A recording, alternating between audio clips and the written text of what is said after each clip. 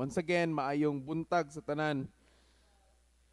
Jesus gives his disciples a challenge today in our gospel. He tells them, love your enemies, do good to those who hate you, bless those who curse you. Ang atong Ginoong Kristo naghatag og challenge sa mga disipulo karong kabuntagon sa atong ebanghelyo. Ningon siya nga higugmaa ang inyong mga kaaway. Buhati og maayo ang mga nagdumot nimo. Panalangini ang mga nagtunglo nimo. But however, Jesus does not stop there. He continues, if someone strikes you on one cheek, offer your other cheek to them as well. If a person takes your cloak, give him your tunic also. Apan, wala lang si Jesus taman diha, kundi mingon pagid siya nga kung sagpaon kuno ang imong isa ka aping, ipasagpa sa guno ang imong pikas nga aping, pagkasakit sa imong naong pa nimo. Today, Jesus is calling us to examine ourselves and ask, do I do unto others as I would like them to do unto me? Karon nga kabuntagon si Ginoong Hesus nagtawag kanatong tanan sa pagsusi sa atong kagalingon ug atong pangutan-on ang atong kaugalingon. Ako bang gibuhat sa uban ang akong gusto nga ilang buhaton ako? I assume that we have varying responses. So siguro na nga pangutana, laylay gitag tubag. Usahay mo tubag ta nga ako manggihimo pero naagi mga tao nga labad gid kayo. Ako manggihimo pero naagi mga tao nga nakapasakit gid nako og maglisod gid kog pasaylo nila. Og sa panayon niingon si Jesus, if you love the people who love you, what credit is that for you? Ningon pagid siya, forgive and you will be forgiven. The measure that you give will be the measure that is returned to you. Ingon si Kristo nga, pagpasaylo, sama nga ikaw gipasaylo, ayaw paghukom, dili ka hukman. These bluntly spoken words are difficult to hear. Kini nga mga butang, kini nga mga pulong nga atong nadungog karon nga kabuntagon, kaning mga direct to the point ba? Direkta, walay lipod-lipod. Actually, lisod kayo ni paminawon. Lisod kayo ni nga dawaton, especially sa ubang tao. Challenge us at the deepest level of our being, but most likely, each one of us has been wounded, betrayed, or rejected at differing times in our lives. Lisod kini dawaton nato because kita, we are wounded. Kita nasakitan ta, mga tao nga nakapasakit nato, kana palang daang giingon nga forgive aron ikaw usab pasayloon, samang ikaw gipasaylo, lisod kayo mag-forgive. Sabi na kung nasakitan ka, if this person was a friend or a family, this wounding typically is amplified since we trusted this individual. Samot gid kayo nga lisod kitumano ning giingon sa Ebanghelyo karon. Samot na kung napasakitan ka sa imong kauban sa pamilya, sa imong amigo, sa imong amiga, or suod kayo nimo nga nagsalig ka pag-ayo, apan nasakitan ka tungod kay nagluib siya nimo, or gimarites kaniya, or gibutang kaniya. Lisod kayo pag imong forgive. Lisod kayo na dawaton nga kanang giingon ng Ebanghelyo. Sagpa ka, ipasagpa ang imong pikas. Kung giutangan ka, ayaw nagpanukti. Lisod kayo na samot ng utang. Labi na kay krisis karon. Sa Ebanghelyo na to, nga kung nagpahulam ko na ka, ka na mangutang ani, hindi naman pasuktan. However, each one of us also has been wounded or betrayed in our life. And it's all part of us being humans. Dagan ka nato ang nangasakitan, gipangluiban, o dili ta angay matingalan ni ana tungod kay part na sa atong pagka-tao, part na sa atong human being. When us to love our enemies, He does not mean this person should be our best friends. Sa dihang mi sugo si Jesus nga higugmaang imong kaaway, pasayloa ang nakasala nimo, dili nabot pasabot nga diha dayon nga kanang tawhana mahimo na nimong best friend dayon or mahimo na nimong kanang suod na din kaayo. Jesus knows that forgiving is first a decision. Atong Ginoong Jesucristo nasayod siya nga ang pagpasaylo magsugod ni sa desisyon nato. However, it is also a process. Usab kini ka proseso. The path to forgiveness, however, we have to choose to take the first step. Ang proseso sa pagpasaylo sa usa ka tawo or pag-release og forgiveness, usa kini ka proseso nga di hibal-an nus up itikutok nga proseso. Kalisod man kayo, dili man di ba daghang kayo musulti nga kanang father, kabalo mangigo father nga nag-ingon ang Biblia nga magpasaylo, inana kadili ko gusto magka-cancer sa akong kinabuhi, na unforgiveness sa ako. Pero saan magid father nga every time makita na ko tong tawhana nga akong ikasukan, lisod gid kayo ipasaylo. Kayo ba struggle nakasabot ang atong Ginoong Jesucristo ni ana tungod it's a process.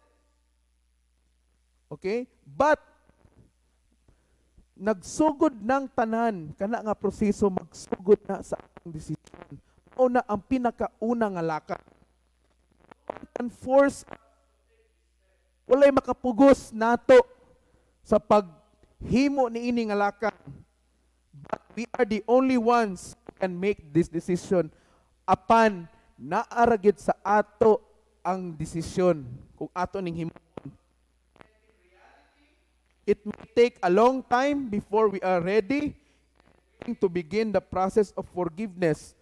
O again sa ginabalik-balik nato, sayon sultion pero lisod himuon. O diya sa realidad, pwede nga maiyong ka nga, oh ready na ko. Dahil isulti nimo nga, oh magpasaylo nagig ko Lord. Apan pag realidad, pwede pa nga 10 years from now, ay pa kasugod nga magpasaylo. Kung kimo na ang realidad, it will maybe take time to begin the process of forgiveness. But Jesus does not ask for miracles, nor does He wants to play forgiveness. Apan, si Jesus, ang atong Ginoong Jesucristo, wala man siya nangita o kanang instant nga milagro gikan sa ato nga mapasaylo dayon nato nga kanabang nakigidumtan karon pagkaugma natulog lang kag isa ka gabi pagmata nimo nawala na imong kasuko, wala ka magdumot, labi na kung grabe kayo ang nahimo sa imuha. He continually invites us not only to free the individual who wounded us, but to free ourselves from the pain, anger binds us. But Jesus continues to invite us apan padayon ang atong Ginoong Jesucristo nga nagdapit kanato, nag-invite nato nga atong ibuhian ang atong kaugalingon ug ang maong tao ni ana nga kasakit, ni ana nga kasuko. Okay? The very basic definition of unforgiveness is it's like you are letting somebody drink poison apan ikaw ang nahilo. Mura ba og nagpainom kag hilo sa uban pero ikaw di ay ang nahilo. Mauna ang unforgiveness. Okay? Ug daghan kanato ang dili kakita ni ana sa epekto sa atong kinabuhi. Matingala ka nganuman nga na stress ka kaayo.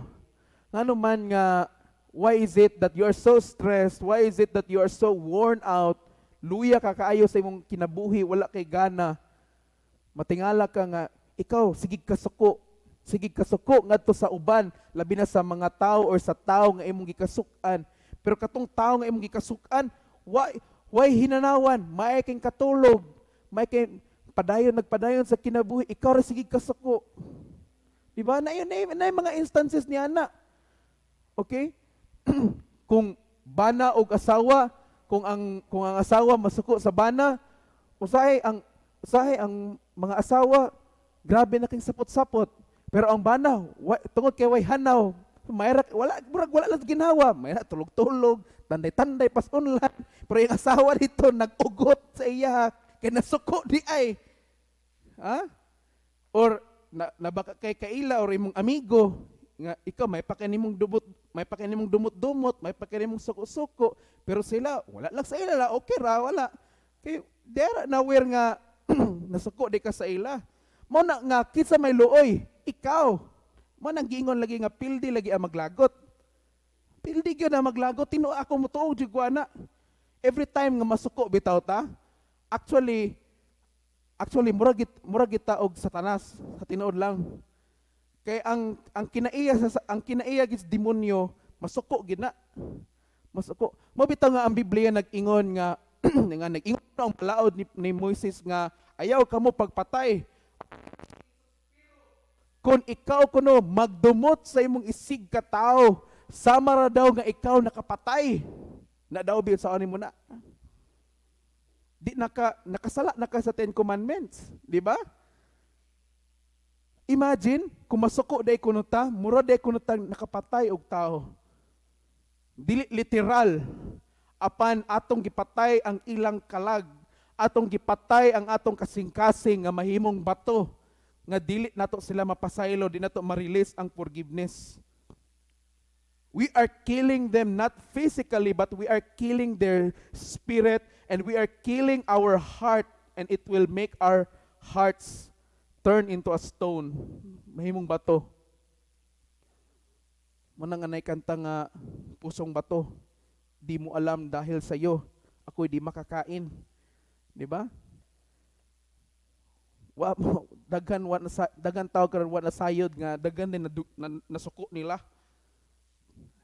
And mao na ang mag-suffer ni ana is dili tong tao nga imong gikasukan kundi ikaw. That is why Jesus is patient and yet persistent. He continually invites us and calls us to forgive. Padayon nga nagdapit ang atong Ginoong Jesucristo nato nga kinahanglan kita magpasaylo. Amen ba ta ana? Kinahanglan kita magpasaylo. Kagabi exorcism na pod ang nahitabo. Og this time kuyaw tong espiritu to. Kuyaw tong demonyo to kay magsigirag katawaha. Magsigig katawaha unya, sigig panipat. Na tanawaan ka nga suko kaayo, makita gini mo nga naay kasuko. Naay kasuko ang yawa. Naay kasuko ang espiritu nga nagmanifest sa maong tao nga iyang gi-possess. Mao nga gitambagan ang maong pasyente nga susiha kuno ang imong kasing-kasing basin na ay kasuko diha, basin na pagmahay diha sa imong kasing-kasing. Kay kanang mga negatibo nga mga emosyon maunay himuong kusog sa kaaway, manay himuong kusog sa demonyo aron sila nga kusgan kay sila.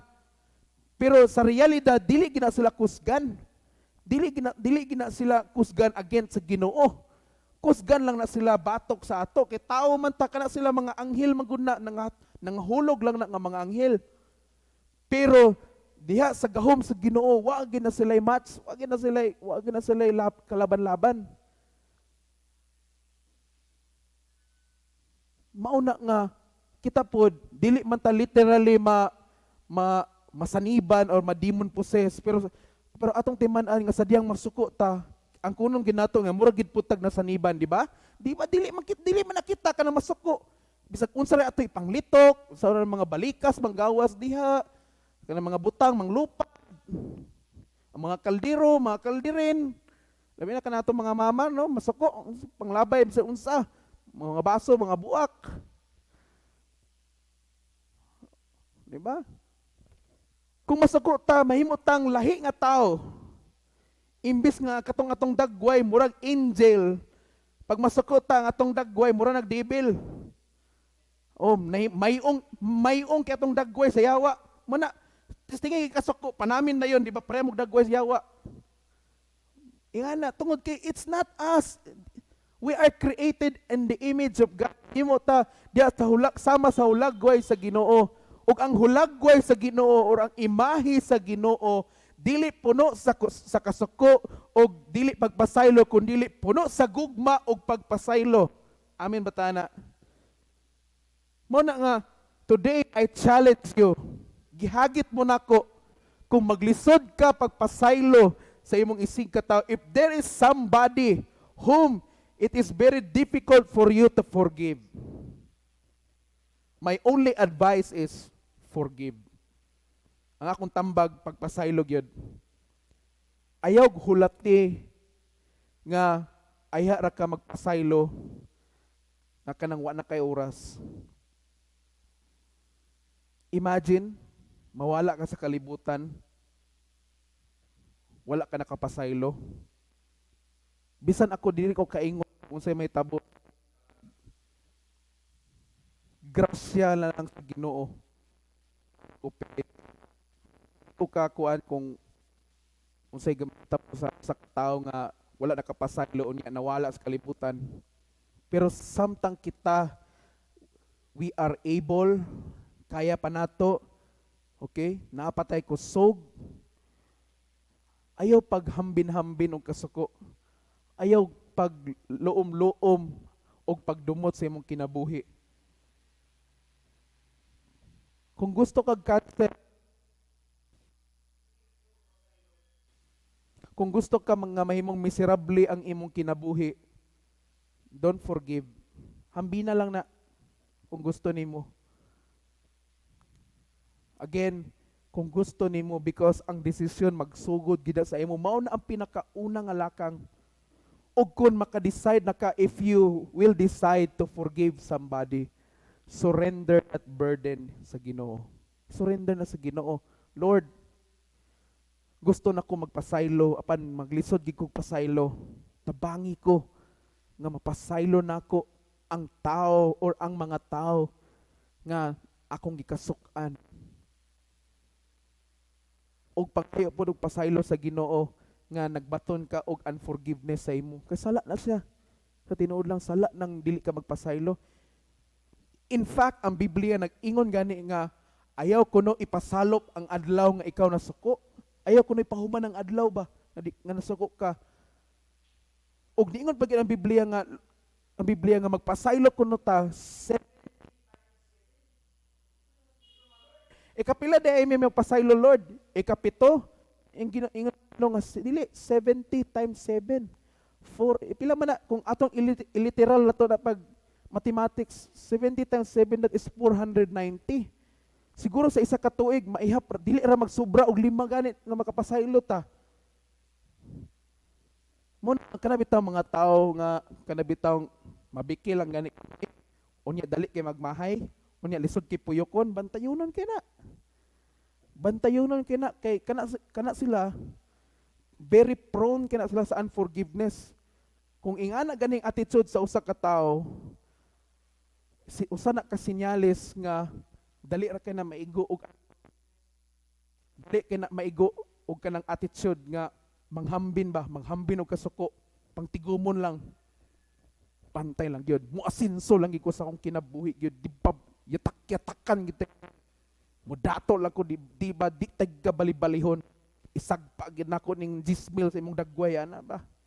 Na mga na usay sad kanisag tanaw natog mga salida sa mga kaning mga teleserye sa TV. Tayunon pug kayo ni. Abi lang nato og lingaw-lingaw kita kanabita makita bitaw nato nga ang bana nangabit unya gisulong din sa kanang igal nga asawa, nagbinira din buhok. Ayan na, bantayunon kay na pod. Okay? Kay ikaw may na kini mong say di ba madala biya sa emosyon. Nasa ning kuan, nan burikat. Oh, patay lang kining burikat, mamatay noon tan burikat nga kuan nga artista ni ana ba. Mabitaw nga na mga artista bitaw unsa to nga salida, I think murag sa ABS-CBN siguro to murag ang title ato kay Legal Wife. Unya legal wife murag si Inji Locsin man siguro na og si Maha Salvador. Unya interview si Maha Salvador. ni Boy Abunda. Ingon si Ma Salvador nga bisan kuno og kanang diya sa Facebook o sa Instagram or sa kanang bisan asa sa Mulakaw, pag nako na yung mga tao makakita niya, moingon kuno mga tao nga, kabit ra ka, kana ka. Matingala si mga kuno nga, huy, ra to. Ayok damaya. Ako ra tong role sa TV. Okay? What I'm trying to tell you is kinahanglan nga maantigo ta nga magbantay. Kinahanglan nga maantigo ta nga mahimong sensitibo sa atong palibot. Kanang mga butang nga maka-trigger ba? Say mo tanom na sa atong hunahuna. Mutanom na sa atong hunahuna. Kana bitaw mga style bitaw sa mga direktor sa TV, kana mga salida bitaw nga kaayo, luoy kaayo, gidaog-daog sa dato. Gidaog-daog sa dato. Og niingon nitong gidaog-daog nga balang araw humanda rin kayo. Ana nga mga linya ba? Moabot ra gid makabalos ra gid niya. Di ba? Kabalo na din ta sa sunod. May moasinso dayon katong gidaog na dato or nagwapa or nagwapo unya siya na po nagdaog tong nagdaog sa una, di ba? Ginatudluan, abi lang nato nga ay salida ra bitaw ni. Pero ang gitanom sa atong hunahuna nga okay ra day manimalos. Batayunan kina. Oh, bantayon na siya. Nga okay ra day manimalos, okay ra day nga di magpasaylo. Tong gidaog-daog sa una, nakahimo na po siya na po nakahimo og dili maayo. Until nga niabot nga ang sa part nga murag na konsensya o nakaamgo din siya, yan na din gipasaylo, nga okay na ta, yan na kalimtan natong milabay. Diba? Halos mga salida karon imo na mahibaluan. Unsay sugod, unsay tunga-tunga, unsay ending. Kaya halos pabalik-balik ra. Pero ang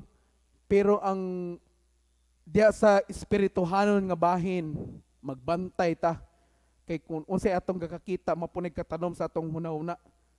Okay? Mao na nga mga labi na mga bata, mga anak, kung naanad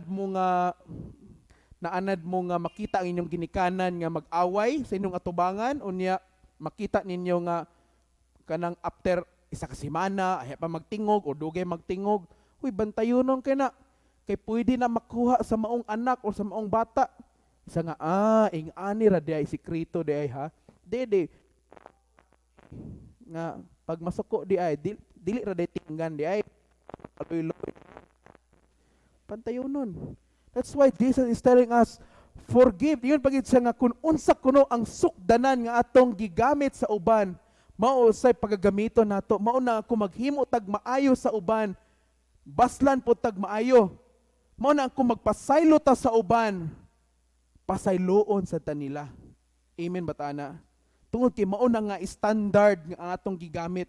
Sa uban nga translation sa Biblia, imbes nga measure ang gigamit nga whatever standard. The word standard meaning mao ni ang sukdanan, mao ni ang dapat. Okay? Mao ni dapat awaton. That is why I challenge again you today. Forgive. Tungod kay walay lain makabinipisyo ana kundili ikaw mismo sa imong kaugalingon. Amen batana. Please stand.